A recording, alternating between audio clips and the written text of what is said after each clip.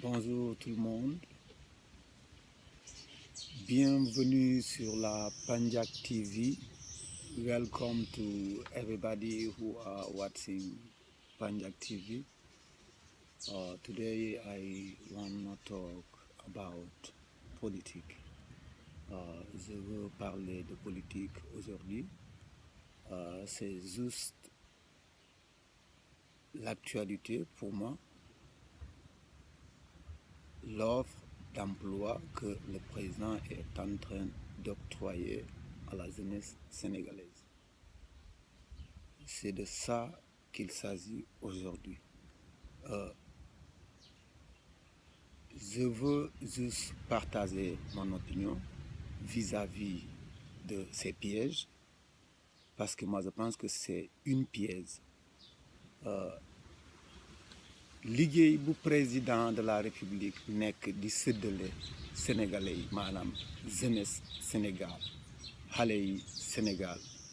man tey dama ci bëgg a sànni sama grain de sel. Man en personne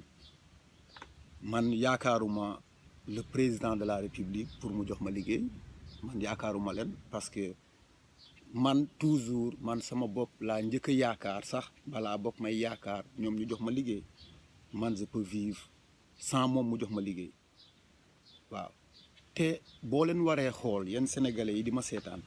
parce que man damay bëgg toujours nit ki muy utiliser xelam. Président de la république moom am na mën-mën pour joxe liggéey jeunesse Sénégal, liggéey yu bari yu ñuy wax noonu ci rajo yi, parce que man daan maa ngi koy déglu liggéey yu bari yooyu. yow pourquoi muy joxe liggéey yi? C'est la première question.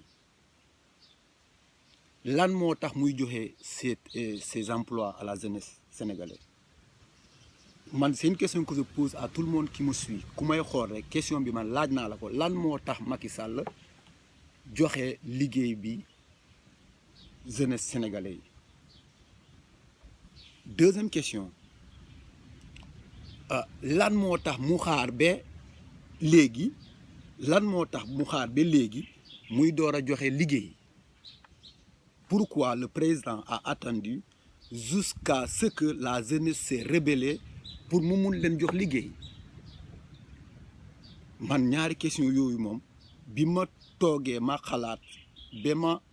gis, maanaam man sama opinion lay joxe toujours, waxuma nag li may wax mooy dëgg, mais man sama xel duma ko jox président de la république mu koy fooye. Man sama xel maa ko moom, dama koy mën a yor di ko utiliser. Man suma xel amul benn constipation, sama xel dama koy utiliser, damay xalaat. Je réfléchis beaucoup, je médite beaucoup sur les sujets yu politiques, parce que man suma vision si lii muy def nii, man je vois ni qu'il est en train de piéger la jeunesse, daf leen sandil os yéen jeunesse sénégalais yi. lii maanaam un pêcheur si il va à la pêche, ku yor canne à pêche, maanaam os bi dugal ci naka la meep, maanaam daf leen meep yéen jeunesse, maanaam yéen ñi yaakaar ne da ngeen di dem pour mu jox leen liggéey, maanaam daf leen sandil meep. loolu boo leen ko jàppee rek lonk na leen.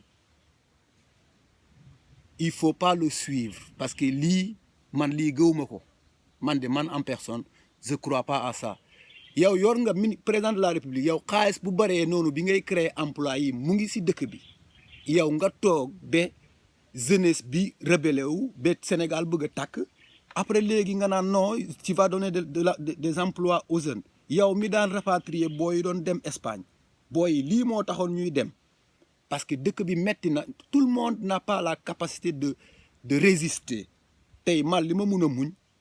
keneen munu koo muñ, wala yow li nga mun a muñ man munuma koo muñ. kon ñun suñu xolu muñ yemul, boo ko tegoon ci balance du nekk benn.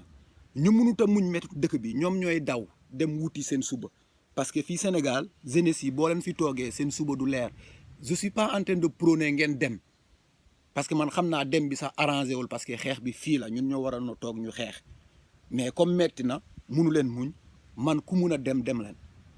Président de la république, yéen Sénégal am na xaalis bu baree nii bi ngeen di créer emploi, ngeen di toog ba dëkk bi di làkk, léegi ngeen naan da ngeen di chantage ngeen di defal jeunesse yi. man de lii chantage laa ko gisee, je vois ça comme un chantage. man liggéey yi j'avais même des amis qui me disaient yow intellectuel nga jàng nga demal liggéey wut demal dépôt man bu doon sax ñu ngi may ñu ne sax jarul concours ñu ñëw jël ma fii ñu naan ma ñëwul fii woo ma tubaab jalaaw fii war maa yóbbu feneen pour ñu jox ma liggéey di ma fay ay millions suur naa seen liggéey monsieur le président parce que liggéey bi setul ci sa xol jógewul sa xol ça vient pas de ton cœur du sa xol bu rafet moo tax nga joxe emploi yi da ngaa jaaxle da ngaa xam ni ki da ngaa toog ci nen da ngaa bëgg a jënd jeunesse bi mais jeunesse bi mënoo leen jënd de parce que les gens ont maintenant très bien compris ce qui se passe we know what is going on now we can understand everything ñun dañuy utiliser suñu xel nous les jeunes ak ñeneen dañuy utiliser seen xel pour xam noo leen nekkee di doxalee dëkk bi parce que ni ngeen di doxalee dëkk bi moo baaxul dëkk bi bu doxoon lu baax du demee nii sax je comprends pas léegi nii nga yaakaar ne nii ngay régler problème bi jeunesse yi man si j'étais je sais pas peut-être je suis un peu déconnecté de la société parce que man fi ma nekk sori na ñun fu ñu dëkk fii nit ñi bëriwuñu fii boo connecté wul doo gaaw a comprendre mais xaw ma ñaan ñoo war a nekk ci kanam maanaam je veux parler maanaam des organisations de la société civile yu jeunes yi ñu nekk ci kanam pour jaakaarloo ak yéen gouvernement bi pour ngeen mun a régler problème bi ngeen def noonu pour le problème l'offre d'emploi du problème sax mais man mun naa ko gisee problème maanaam liggéey bi ngeen bëgg a jox ni jeunesse bi xaw ma yan jeunes ñoo nekk ci kanam mais jeunes yu nekk ci kanam yooyu man le conseil que je vous donne quel que soit xaalis bu mu leen jox bu leen nangu mu jënd seen conscience bu leen nangu mu jënd seeni naka laa ko mun a waxee seeni dignité il faut toujours garder votre dignité lan laa bëgg ngeen xam ni ki seen xel liggéey bu muy joxe nii jógewul ci xelam jógewul ci xolam du baaxaay monsieur le président moo tax mu mun a jox sénégalais yi liggéey du jaaxle ci problème jeunesse bi moo tax mu mun a jox déedéet parce que xaalis bu mu bëgg a génnee nii pour créer bu dee mu ngi fi lan moo tax mu xaar ba léegi bu mu demee ba xam ni ki moom mu ngi toog ci nen pour mu bëgg leen jox liggéey il faut refuser fii ba 2024 ku fi yorul liggéey kenn du fi dee boo liggéeyul je parle de la jeunesse boo leen liggéeyul 2021 ba 2024 ku fi amul liggéey doo dee nañu mobiliser ba 2024 président de la république mun ñu jox suñu liberté mun ñu jox suñu démocratie mun ñuy jox suñu bëgg-bëgg ci dëkk bi parce que li may ñëw di wax ni bu dee ci liberté bi amu fi y a pas de liberté nous ne sommes pas libres je dis que man sama liberté si man la nekk peut-être man yaakaaruma si yow monsieur le président pour mun koo am parce que sooloo ma sa liggéey j'ai même diminué d'acheter les choses yi ngeen di maanaam système bi man j'ai un système man je suis en train de me battre contre le système tout seulement parce que boo xoolee fi ma dëkk nii sax li may lekk man maa koy produire je produis ce que je mange kër gi y a beaucoup de trucs donc man xaaruma si yéen ñun amuñu liberté les jeunes ne sont pas libres kon il faut vous battre seen liberté mu ngi seen loxo la jeunesse liggéey bii du liggéey piège la liberté bi nga xamante ne yow 99% de la liberté de la jeunesse yow da nga koo téye sa loxo nga jox leen 1% bi amul sens nañu rebelle dem prison sax moo gën ñu nekk ni mais on n'a pas de liberté y a pas de liberté dans ce pays amul liberté démocratie moom tour la même bu États-Unis tey monsieur le président bu ñu toogoon débat ñu mun a waxtaan ci démocratie boobu amul sax c'est juste un mot qui existe mais la démocratie en tant que telle bu dee dañuy ne États-Unis mais nekku fa y a pas de démocratie parce que la démocratie ne rime pas avec le racisme les États-Unis c'est le pays le plus raciste kon foofu amul démocratie fii itam noonu la parce que am na ethnicisme fii so démocratie bi ngeen di wax nii sax amul fii ci dëkk bi bu leen ñu nax des fois je me dis que la démocratie même c'est pas pour nous les Africains parce que ñun suñu tradition bi ak démocratie bu ñuy wax du ça rime pas kon may leen ñu jàmm ak les mots que vous utilisez pour nax jeunesse yi man de mënu leen maa nax parce que man sama xel man maa ko moom suma xel suma xel dama koy utiliser damay xalaat pour gën a comprendre kon bu leen ñu nax ñuy naan ay démocratie bi nga xamante ne 99% bi yëpp tam teg nga ko sa loxo 1% bi rek nga maye jeunesse bi kon 1% boobu amul njëriñ ñun ñëpp ñu dem prison sax moo gën man je vois pas de démocratie je vois pas de liberté après ngay ñëw di nax jeunesse yi naan da nga leen di jox liggéey mais qu'est-ce que c'est que ça xaalis fii jeunesse bi liggéey bii du liggéey te li may wax boo leen ko weddiyee bind leen ko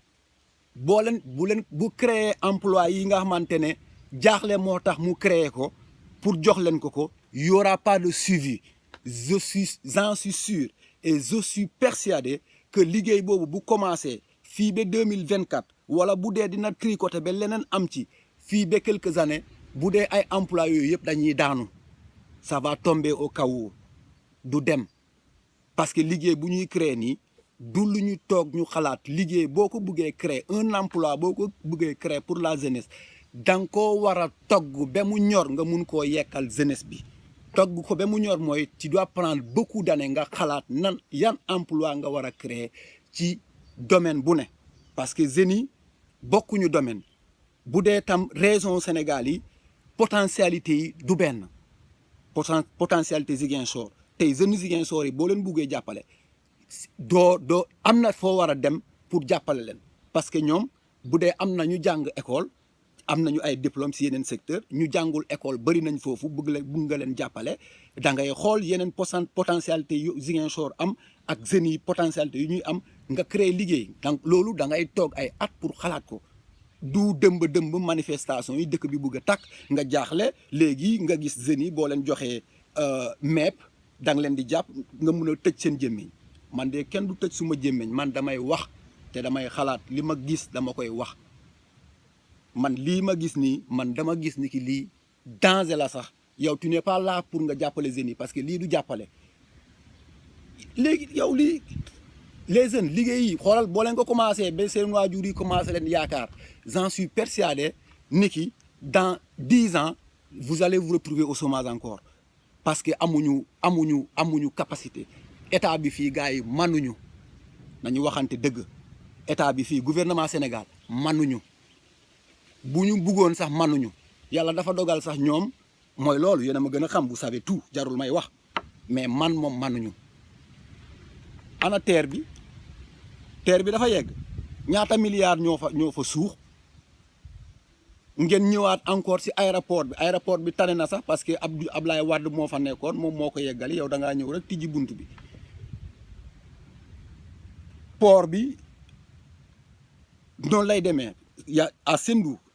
je sais pas Sendou Toubab Dialaw y a même pas motul bu bëree Sendou ba Toubab Dialaw bu bëree ba bëri ay 8-7 kilomètres la am na port bu nekk foofu je sais que la jeunesse ne savent même pas ce qui se passe port mu ngi foofu bëgg ngeen créer tam fii port Sendou dëgg naa da ngeen sàcc suuf yu bari yu gars yi gouvernement Sénégal ils ont pris beaucoup de terre fii tam Toubab Dialaw ça sera pareil da ngeen di jël suuf yi parce que port bi man xam naa port bi je suis en train de mener des recettes profondes ci port bi ku bëgg a am ay information yu leer ci port bi il peut s'abonner sur la Pandiak TV fii ñun lépp la ñuy leeral waaw tey bëgguma wax ci port bi mais damay sandi benn genre lancement ni ki je veux faire une autre vidéo sur le port parce que fu mu toll nii am na ay information yu bari yu ma collecté léegi damay dem ci réunion gars yi damay dem toog parce que Toubab Dialaw fii am na ay réunion yu gars yi di def damay dem pour récupérer ay information man damay partager yooyu yëpp waaw ku bëgg a am information sur le port topp leen Pandiak TV dina leen jox ay information yu baax te wóor waaw merci d'avoir pris beaucoup de temps pour suivre vidéo bi kenn ku nekk fu mu nekk maa ngi koy sandil ay nuyoo maa ngi koy sandil jàmm maa ngi koy sandil yéene bu baax daal merci beaucoup et ba beneen yoon